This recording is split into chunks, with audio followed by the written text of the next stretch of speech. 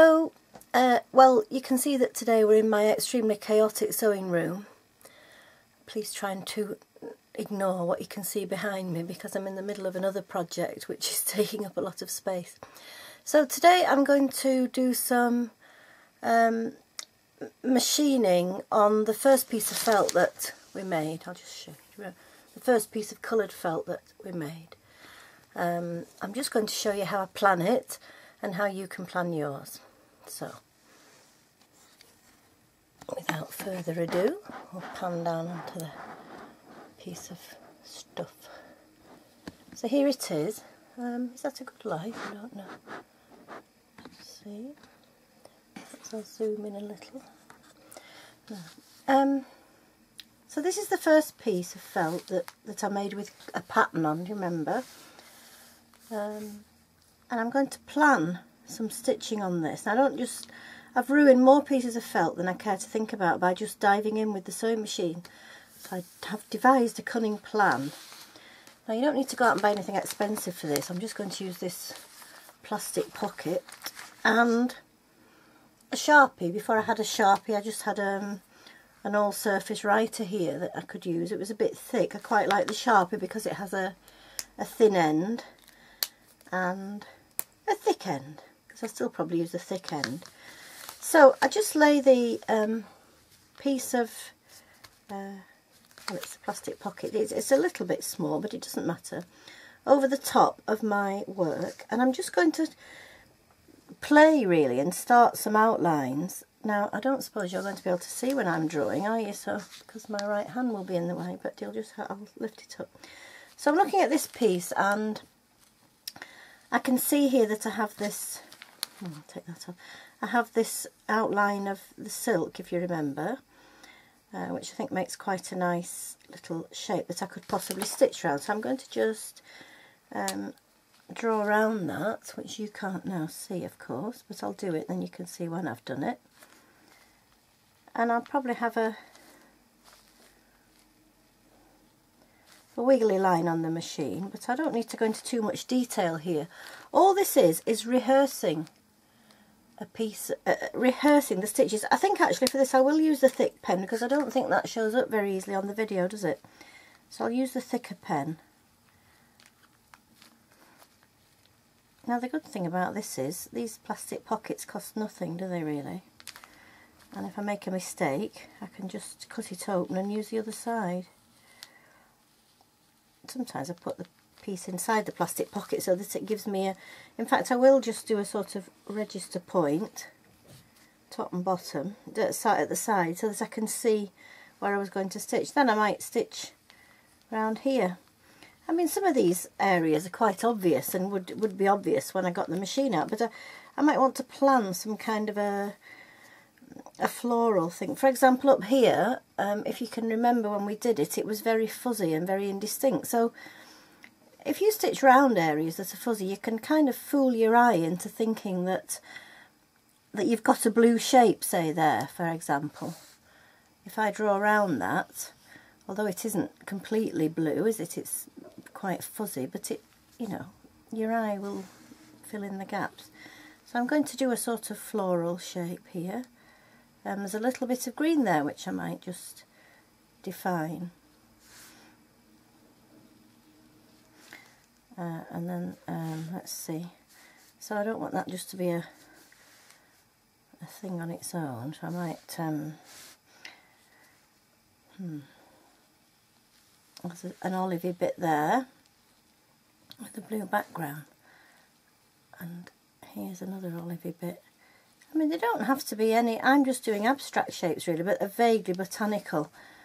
I would ask really that, I know that you're sort of looking at what I'm doing and it's helpful for you to perhaps recreate it, but I would ask that perhaps when you become, you know, your own stitchers, that you know, invent your own ideas and shapes, because we don't want lots of clones of my work all over the internet, do we? But I don't suppose you will. I've seen some amazing work already that I'd quite like to copy, but I shan't. Some beautiful stitching on the Flickr group. I'll have a little word about that afterwards. So I've outlined those sorts of shapes there. hope you can see. Yes, I think you can. I keep saying that, don't I? And then as soon as I put it on the computer screen, it's very clear. But from being in here in this little bedroom, it doesn't look very clear. So I've got a large sort of focal point up there, and then I've got this top left-hand corner here, which I think would also be a good large bold focal point. So I've got some orangey areas, a bricky red, and there's a silk bit there. Now on that silk bit there's a yellow bit, so I'm going to just define that separately. Now I can't go right to the edge there, and I don't want to draw my felt, so it's just an idea. Just some places to define shapes and what have you. Right, so I've now got two large bold areas with a small detail here. Now I remember when I made this I put a detail down here as well, so I'll echo that one there with this one here. It's all a matter of personal taste really and expression. It's up to you. So there we have a little motif, floral perhaps. I quite enjoy doing these floral things, even though they're abstract, but I do like the organic nature of them and the fact that they give you such good scope. So my craft doesn't have any art speak to go with it. It is purely a decorative art or craft. Now, so down here you might want to have some little, you could have stuff going off to the side. Here's a bit that might look like a leaf, a large leaf, so I'll put that there. And down here there's a bit of a, if we're talking flowers, it might be a bud. I'm going quite quickly because of you watching. But the thing is with this, it doesn't have to be. It's not because I'm not drawing on the actual thing, or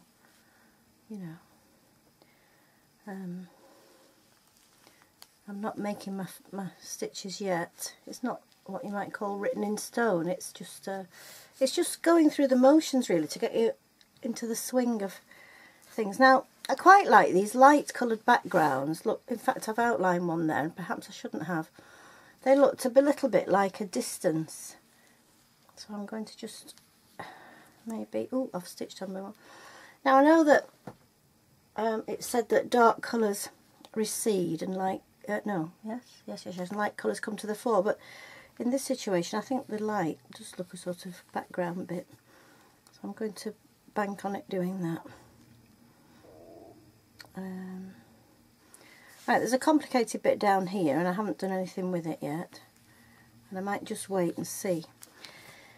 Now the point about this is I don't have to keep that, I'm not going to stitch through that or anything, but what I'll do is I'll machine, so I shall look at this and machine this, and then I'll take it away, machine it, and then put the thing back just to remind myself what I was planning.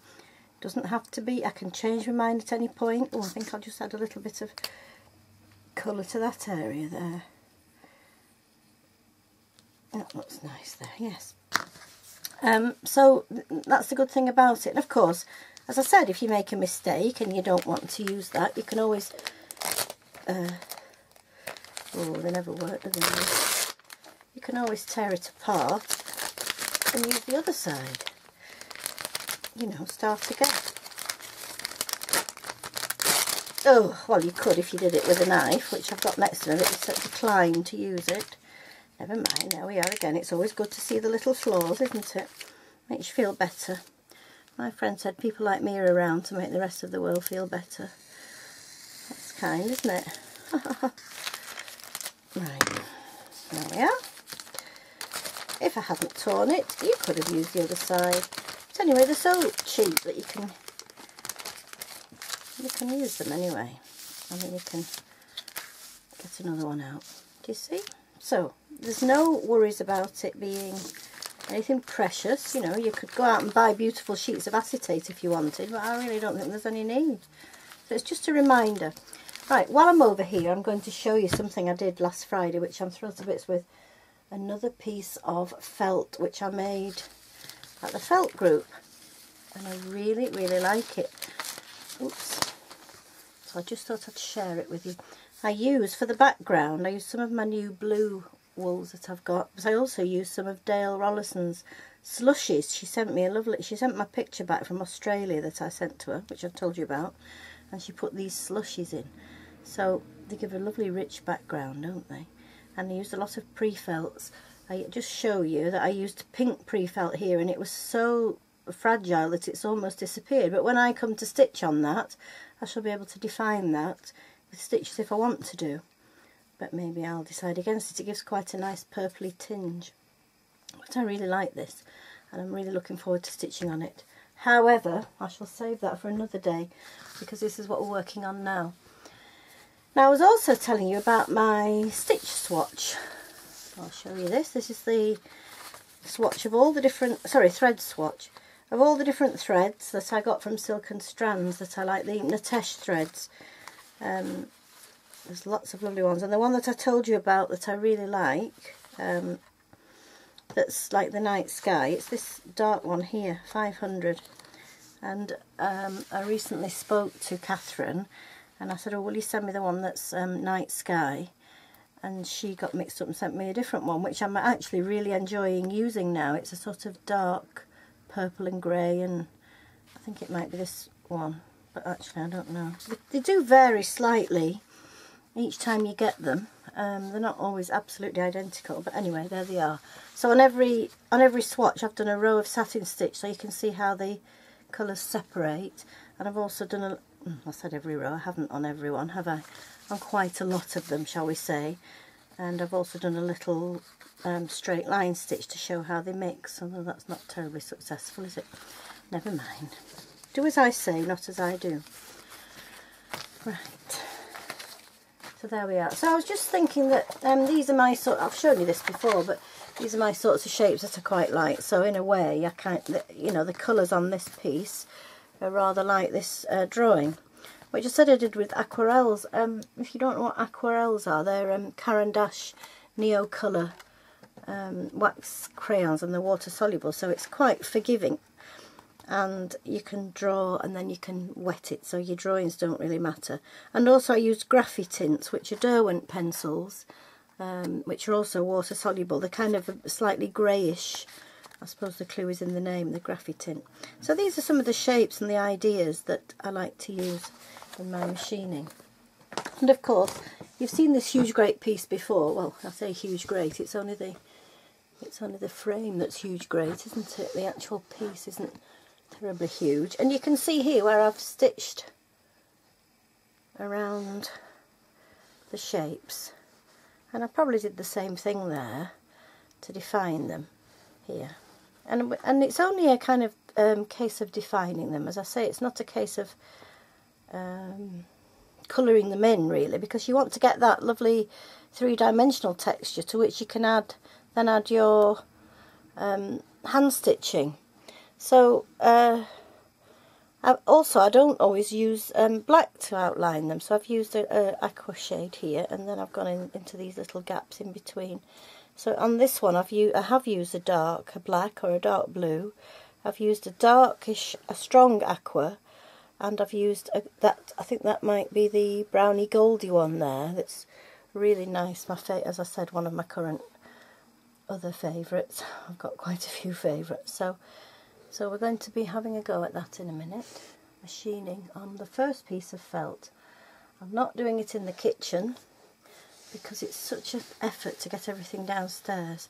So I've decided to attempt it in my sewing room, which, as I say, is very untidy, as you can see behind me. And my sewing table's over to the others here. Can't tell you whether it's right or left when I'm looking at myself in the lens. And it is a little bit dark over there, so I might have to use artificial light, and I'll probably have to use the machine light as well, which is unfortunate, but I think I'm more comfortable in here really with all my things to hand, so I hope you'll forgive that.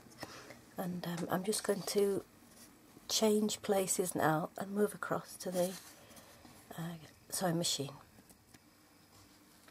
So here I am at the sewing machine now, and I've got my new thread that I was just talking about, this one, which is quite a nice, it's not absolutely black, so it's not too harsh. It's a very dark purple and a dark grey, and I think it has a bit of a dark green on it. So in a way that's quite a nice thread to use that isn't black, so it isn't too heavy. Now some people in the on the Flickr groups have been asking me why their stitches aren't smooth and all the rest of it. There are all sorts of things that can happen with your sewing machine, and one of the things it might just be a little bit short of, have you thought? Because yesterday I was sewing and my machine was sort of thumping along, and I thought, well, this is no good, and I oiled it and then it was fine. So sometimes that happens to stop your stitches being smooth. Other times your needle might just not be sharp enough, so it's always worth changing your needle. And if you're a novice, I think using a hoop with your fabric really tight in the hoop is really good, because your needle sometimes goes into the fabric and pulls the fabric up with it, and that can also make a mess of your stitches. But persevere, and you must relax, that's the thing. Don't start flying around like, you know, like maniacs. Well, you're not maniacs, are you? But you know what I mean. So I've got my piece of stitching here. Now I've just got this plastic pocket. By the way, while I was just moving across, I did think it might be as well to write the word front on the front, because if you start putting it on the wrong way around, you'll be wondering what on earth's going on. So just a thought.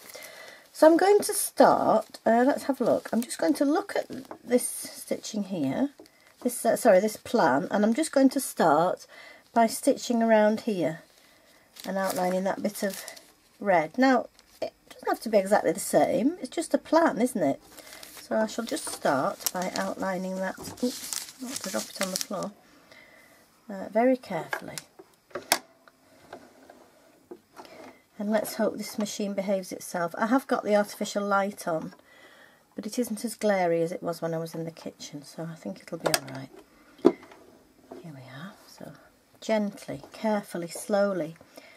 Don't forget, if your machine hasn't got the two-speed foot, then you can put the bit of foam underneath it to stop your foot going right down to the floor. So I'll just now, I always trim off, after I've done a couple of stitches, I trim off the excess, because you do get in a mess if that gets tucked in. So I'm just very gently stitching around this shape, and I don't really want a hard line, so I'm actually following the wiggliness of the shape.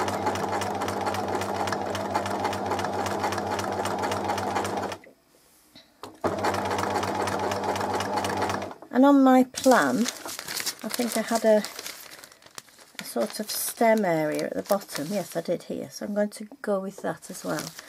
I'm just going to get rid of that back piece that I made a mess of, because it's flapping about alarmingly.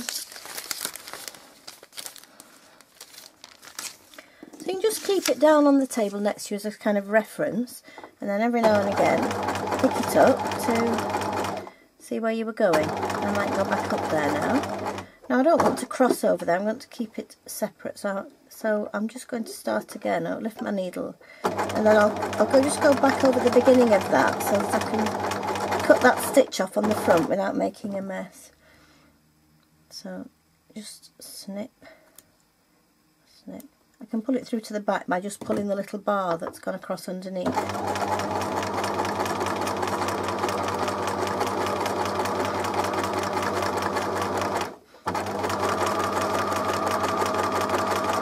So now I'm doing the inside of the bit. So it's rather like an opened, what do you call that area on a flower? Sepals, open sepals.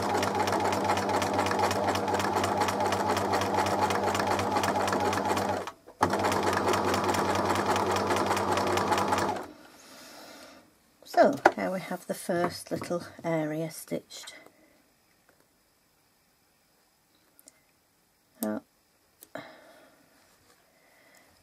Now I might do this little, let's just have another look. You don't have to refer to it. Sometimes you might find that you something that you're doing You see, it's not exactly the same, is it? I'll just switch the light off and you can see.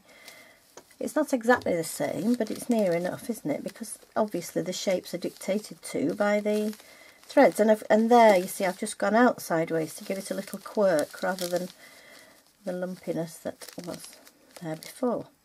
I might go around the centre here.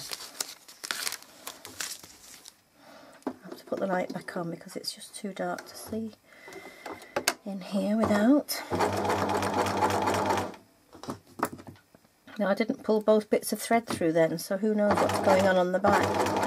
Now here we've got two areas. We've got an area that the outline is dark green and this is turquoise. So I'm going to follow the turquoise line there.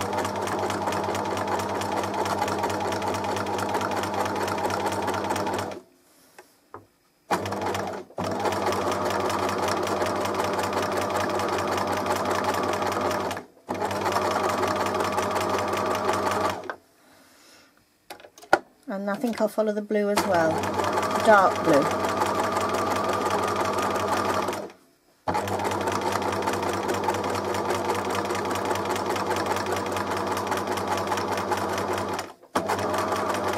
Now I'm going round the yellow.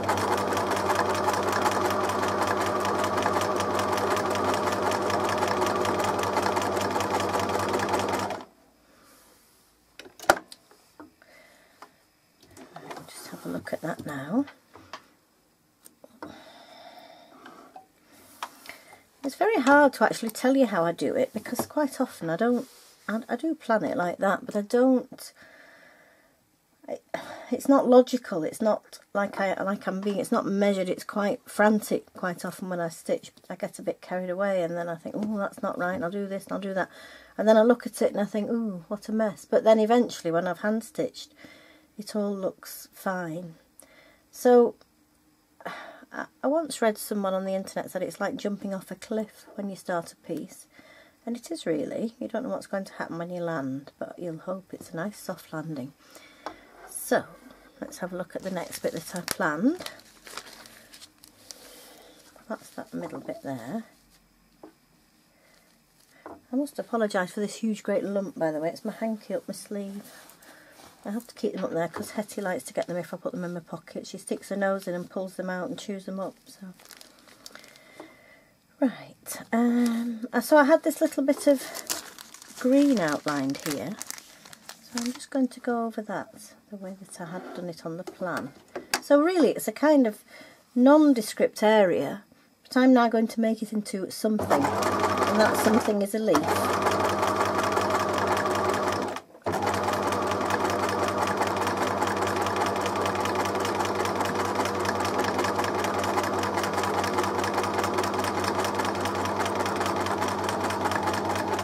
So later on I can hand stitch onto that, which I love to do.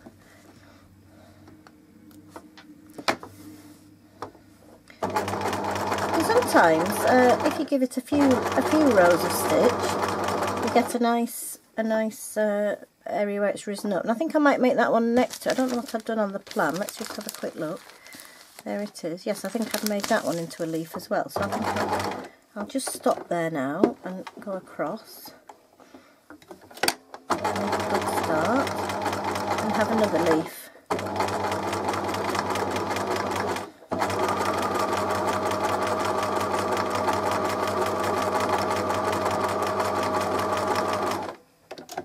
They don't have to be, you know, like flowers growing in a vase or in a bowl or in the ground. I just think of them when I walk along on the edge of the woods and I look down. Sometimes I think I put too many things on, and then I go to the woods, look down on the path and the edges of the stream, and there are hundreds of things just down there, just growing and thrown and dropped and all the rest of it. So I'm just going to continue. You see, in some areas I don't actually need to consult my plan because you can see, you know, fairly plainly what I had in mind. Hang on a minute, that's a bit uneven, isn't it? A bit crooked. So I'm going to go down to this area now. And the other thing is as well, I mean, you can do a whole load of stitching and then you can look back on it and think, oh gosh, I need a bit more stitching there.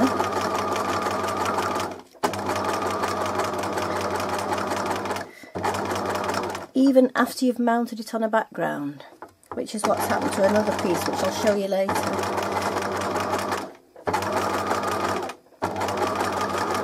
If I remember. I'm full of empty promises on these videos. So I'll follow the entire thing there, look. Oh, that's nice. Well, I think it is.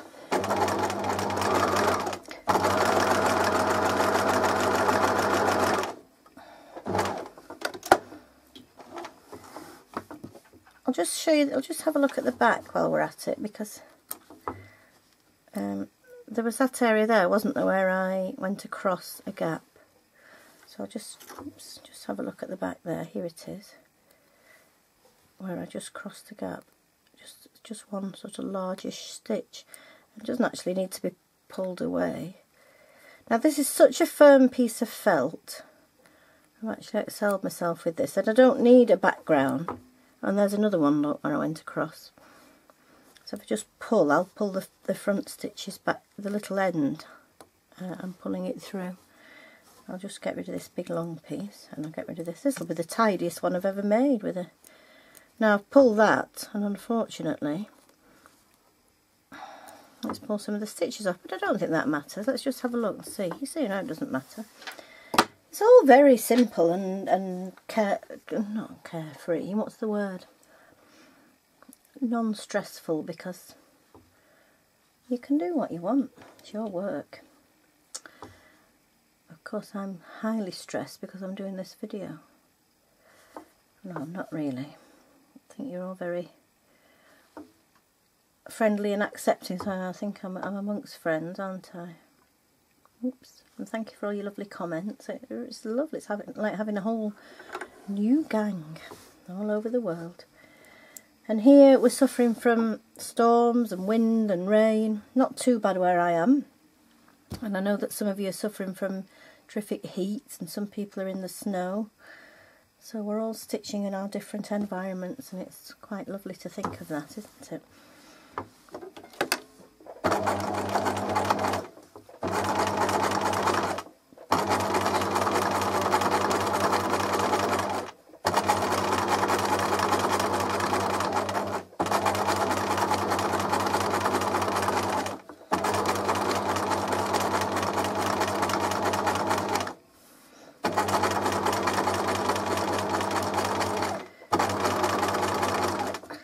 You'll notice that I didn't bother putting the plan back on there, because this is fairly easy and apparent, isn't it?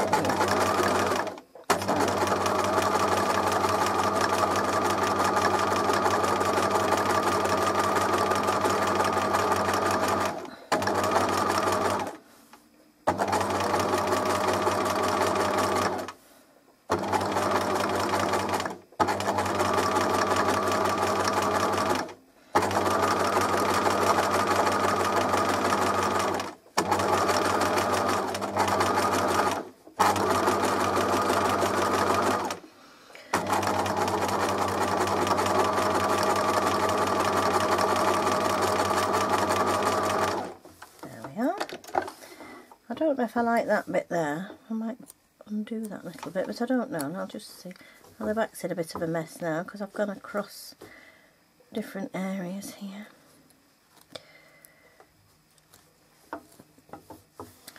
Now, I don't think we've got time on this video, unless I want it to take 3 days to upload, to cover the whole thing. So I think I'm going to just change colour now and show you how to introduce other shades and other colours to the area that I've already done.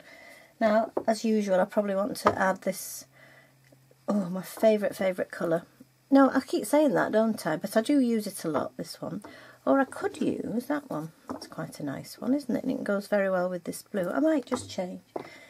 They're all my favourite colour. Oh, it's funny, isn't it? I don't use pinks very often. When I make brooches I use pink, but I don't really... People like them, they like to buy them with the pink, but they don't photograph very well. I think that's probably why I don't use pink so much. So I might go up to this corner here and do this in this bluey aqua. I don't know if you wanted to know what the shade was. if anybody wants to get them. This is the Natesh Titania and it's shade 547. I do seem to have a lot of blues. Right. What was I going to do? Yes, I was going to do this here because it's a similar sort of shade. Now I might make the stitches a little bit looser here because I want to get a nice glossy surface. I just snip that end off there. I mean, I don't want a tense result. If I press the foot very gently and move the fabric faster, I get a bigger, more stitch-like stitch. But if I press harder and go slowly, I get lots of little dots. I'm sure you've all worked that one out for yourselves by now. I rather like the longer stitches with this thread because I love the thread. And I like a stitch, I like stitches. So you can go off the end there, look. Don't need to worry about that.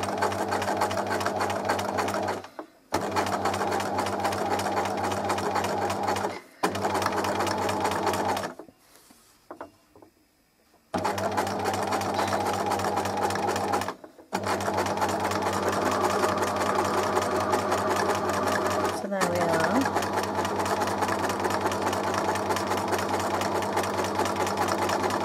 That's a nice blue bit there, and it isn't harsh. It isn't as harsh as the black. I perhaps would tone down some of the black. Well, it isn't black, it's that purpley one. I'm thinking now, I'm part of the process. That looks a bit like a badger, doesn't it? I don't really like that. I'll have to deal with it later, perhaps in machine stitching. Sorry, hand stitching. That's the other thing about using this acetate, which I should really say for the next lesson. But I mean, if you want to do a bit of hand stitching and you want to know what it looks like, just practice it with this thin end to see what you think. I was doing some brooches yesterday. I've got to make, I have actually got 11 things on a list of to-dos, not including packing, in 6 days, because on next Saturday we're going to Ireland.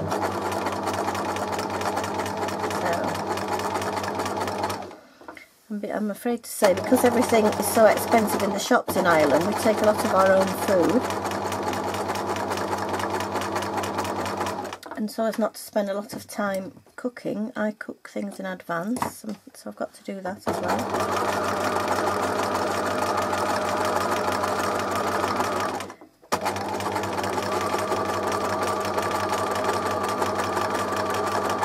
And this time I'm going to teach somebody how to make felt when I'm there, so all jolly stuff. You can hardly even ever fit in the car, even if I'm not taking felt making stuff. My friend comes with me, one of my friends, while my husband's having his concertina lessons. We go off and walk. The only thing I'm worried about is the weather. Not because I'm seasick or anything like that, but because if it's really windy, the quick ferry crossing will be cancelled and we'll have to go on the one that goes 2 hours later and also takes 3.5 hours to get there.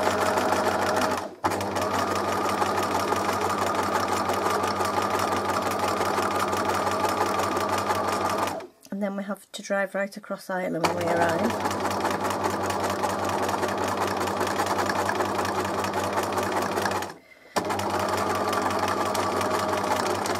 But I'm very much looking forward to it. I think about it all winter and I can't believe it's here now. Sorry, that's just a side issue.